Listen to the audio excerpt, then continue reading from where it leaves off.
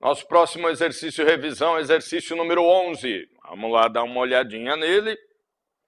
Apenas aí para dar uma destacada na parte importante do exercício, né? Tá dizendo lá, ó, a divisão, então já sabemos que a divisão será feita diretamente proporcional aos números tal e ao mesmo tempo inversamente proporcional a tais números. Então vamos lá para a lousa, exercício de número 11. Bom, o mais importante do exercício, na verdade, não é aquilo que eu destaquei lá não, né? Aquela parte que eu destaquei é a parte que nos informa de que matéria o exercício está tratando. E aí a gente consegue ver que o exercício está tratando de divisão proporcional. Nesse caso aí, uma divisão proporcional pelo conceito misto. Ou seja, vai ser feita a divisão tanto diretamente proporcional quanto inversamente proporcional, ou seja, ao mesmo tempo. Ao mesmo tempo, vai utilizar os dois conceitos de divisão proporcional, formando aí, então, o que a gente já viu, que é chamado de conceito misto. Mas o mais importante em qualquer questão, e eu acredito que isso em qualquer matéria, né, é a pergunta do exercício, claro, porque se eu não der atenção à pergunta do exercício, eu não sei como é que eu vou responder o exercício. Então, o importante, principalmente matemática, e aí eu falo por matemática, né, é que você leia, em primeiro lugar, o exercício inteiro, entenda do que se trata o exercício e saiba qual é a pergunta desse exercício. Se nós lermos esse exercício número 11, a pergunta está se referindo àquela criança que foi contemplada com maior generosidade. Estou apontando para lá, que é ali que está meu retorno, né? Mas você já tem aí, né? Você ainda não sabe, perceba aí no teu lado direito do seu vídeo, né? Ao lado da videoaula, você tem lá um anexo, um PDF lá que você baixa com as questões. Então, a pergunta desse exercício não é quanto que cada uma das crianças vai levar, e sim, após a divisão, qual é dessas crianças que foi contemplada com maior generosidade. Ora, sabendo disso, eu já sei que eu não preciso trabalhar com o valor que vai ser dividido, aquela tal das 31,57 miruletas de parulas. Olha o que os caras inventam, né? Então eu posso trabalhar assim, ó, eu vou dividir alguma coisa em três partes. Afinal, são três crianças. Vamos colocar aqui criança A, criança B e criança C. A divisão vai ser feita diretamente proporcional aos números 2/3, segundo número lá 5/3 e terceiro número lá 1/5. Essa é a parte da divisão que vai ser feita diretamente proporcional. Mas, ao mesmo tempo, a divisão vai ser feita inversamente proporcional também. Inversamente proporcional aos números 4/9, 5/4 e 2/3. Então, está lá montado o espelho, né? Se é que a gente pode chamar assim, está lá montado o nosso algoritmo da divisão proporcional. Todas as informações do exercício já estão aqui. Claro, se eu precisasse saber quais são os valores, né? Quantas miruletas de parulas cada criança vai levar, eu teria colocado aqui também, ó, 31,57. Né? Só que, como vocês vão ver aí na resolução, esse valor aqui não vai ser necessário. Bom, próximo passo na divisão conceito misto é tratar os inversos. Então, vamos lá. Inverso de 4/9 é 9/4. Inverso de 5/4 é 4/5. E inverso de 2/3 é 3/2. Relembrando, tratar os inversos significa o denominador vira numerador, o numerador vira denominador, que é o mesmo que se a fração ou o número estivesse elevado a -1. Legal. Próximo passo, produto entre direto e inverso de cada uma das partes. Né? Sempre que se faz a divisão proporcional, pelo conceito misto para descobrir lá o total de parcelas que cada um tem direito. Nós vamos fazer o produto entre o que cada um tem direito em parcelas diretas e em parcelas inversas. Então vamos fazer aqui embaixo. 2 terços, que é o primeiro, né, vezes 9 quartos. O segundo aqui, 5 terços, vezes 4 quintos. E o último aqui, 1 quinto, vezes 3 meios. Lembrando que o exercício só quer saber qual dessas três foi contemplada com a maior generosidade.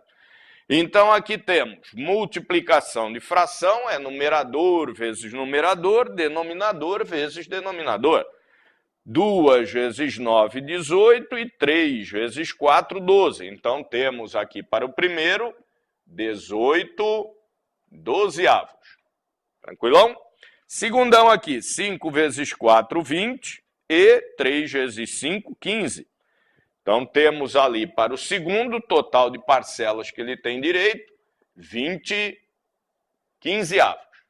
E para o terceiro aqui, 1 vezes 3, 3. Isso aqui é um igual, né? 1 vezes 3, 3. 5 vezes 2, 10. Para o terceiro aqui, temos total de parcelas, 3 décimos. Ora, já está na cara aí, né? Qual foi das crianças A, B ou C, primeira, segunda ou terceira, que foi contemplada com a maior generosidade, né? Se fizer essa divisão 18 por 12, aqui vai dar 1,5. Claro que esses outros aqui não vão ser maiores que esse.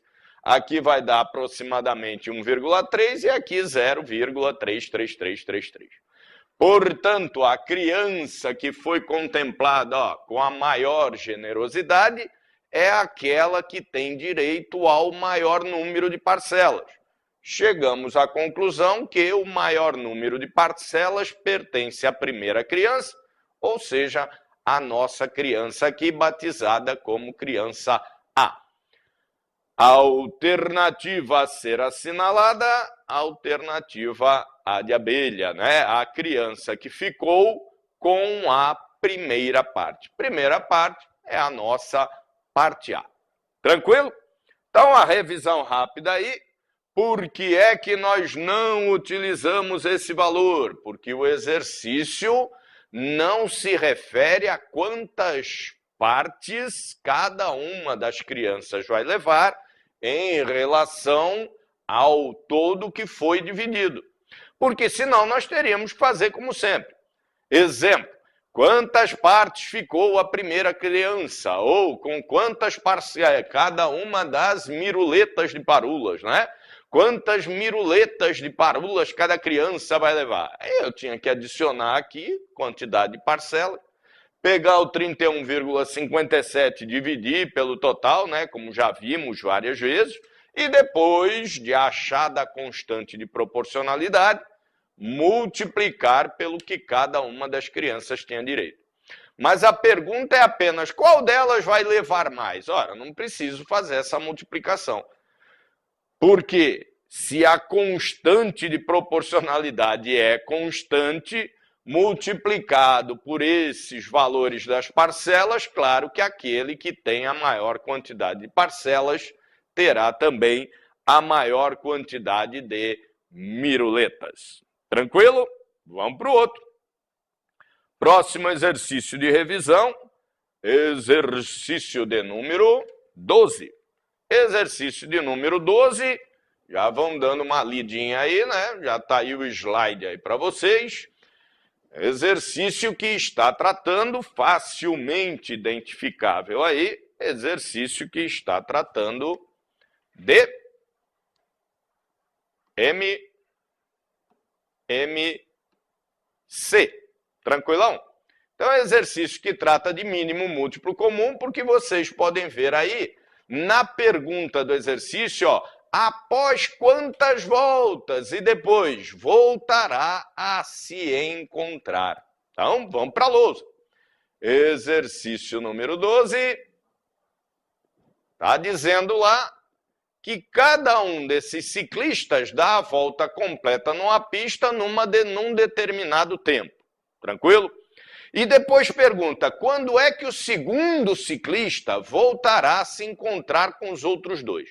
Isso pode fazer uma confusão na cabeça do povo, porque está dizendo apenas sobre um dos ciclistas. Mas, ora, se é quando o segundo ciclista voltará a se encontrar com os outros dois, claro que os três estarão juntos. O segundo se encontrou com o primeiro e o terceiro. Claro, estão os três juntos.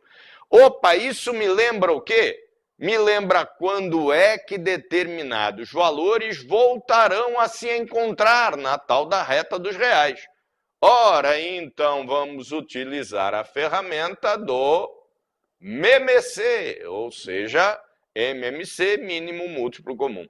Exercício de resolução extremamente simples, é claro, se você souber qual é a ferramenta a ser utilizada, que senão vai naquele chutômetro na prova, né? Vai lá uma pista e fica lá dando volta infinitamente a prova inteira até ver que os três se encontrarem.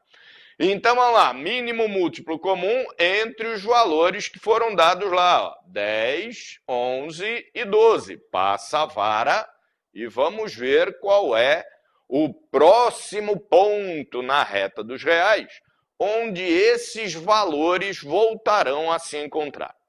Como é que resolve mesmo? Divide um ou mais que um número pelo menor fator que ele seja divisível. Aqui cabe o número 2. Então, 10 por 2 que dá 5, o 11 não é, 12 por 2 que dá 6. Ainda temos um valor divisível por 2, que é o 6 por 2 que dá 3. Próximo valor aqui, o próprio 3. O 5 não é, o 11 não é, mas o 3 é. 3 por 3 que dá 1. Depois aqui um 5, que dá 1 aqui. E depois lá o 11, né? Sobrou apenas o 11, que dá 1 aqui. 2 vezes 2, 4, 12, 60, 660. Ora, se todos os valores envolvidos no MMC são valores dados com unidade de medida igual a segundos, né? Não é isso? 10 segundos, 11 segundos e 12 segundos. A resposta que a gente encontra aqui também, claro que será segundos. Isso quer dizer que o segundo corredor voltará a se encontrar com os outros dois na pista após 660 segundos. Claro que os três corredores não vão estar na mesma volta, afinal de contas, tem corredor mais rápido que o outro. A pergunta não é essa, ou melhor, a resposta à pergunta do exercício não é essa, porque o exercício pergunta quantas voltas terá dado esse segundo ciclista.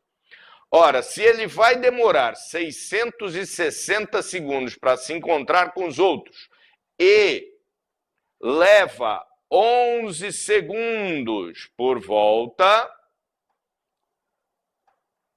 basta que eu divida um pelo outro para saber a quantidade de voltas que ele vai necessitar.